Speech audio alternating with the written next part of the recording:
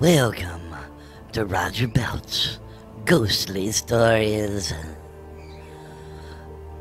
Pull up a chair next to the campfire and be prepared to be scared by ghosts, legends, and ghouls. All on Ghostly Stories. Hello and welcome everybody to another ghostly story brought to you by Half Past Dead Paranormal Radio. Today's story is called Death Coach. It is midnight. The streets of Cochos grew silent as the citizens turn off their lights one by one and go to their well-earned rest. The night is dark and the wind whispers softly, touching the trees and houses, rattling a window pane here and there. In one house, a woman sits beside her window, waiting silently for the doctor to arrive. Her beloved husband lies on the bed next to her in the light of a single candle. She can see his emaciated face. He is in terrible pain, which even the drugs prescribed by the doctor cannot abate. She clutches his hand tightly, feeling the cold creeping through it. He is barely breathing now. She knows he is slipping away. One part of her is thankful, for she cannot bear to see him in such pain. Most of her wants to scream out in desperation, begging him not to leave her alone. Outside the house, the soft rumble of wheels and the clip-clop of hooves echo through the still night.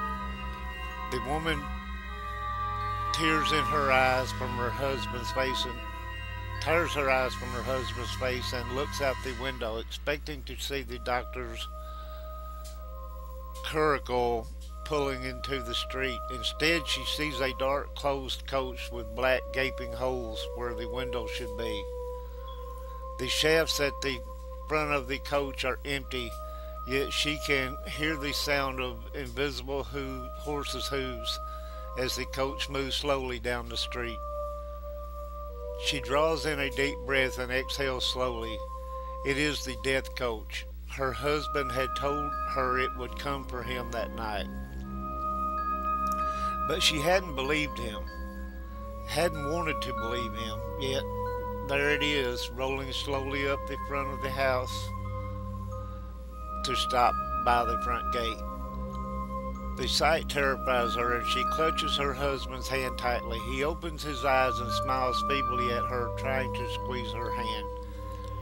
"Is it here?" he asked, his voice barely a whisper. She nods. "I love you," he says to his wife. She leans down and kisses him, feels his last breath on her lips. The grip on her hand loosens and she knows he is dead. She straightens up, looking tenderly at his dead face through her tears. A movement by the door causes her to look up. She sees her husband's spirit standing at the door. He gazes first at his dead body and then smiles at her. Then he turns and walks down the stairs. She moves at once to the window, flinging it open and leaning out, hoping to see him again. The front door opens and her husband steps out the front porch and walks slowly to the death coach.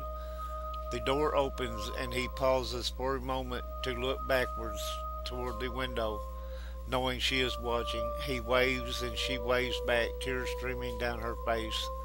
Then her husband steps into the coach and the door closes behind him. Slowly the death coach rumbles down the street, turns a corner and is gone. "Goodbye, my love," she calls softly as the death coach disappears. Her husband's pain is over, but hers has just begun. With a heavy heart, she closes the window and goes down the stairs to telephone the doctor and tell him her husband is dead.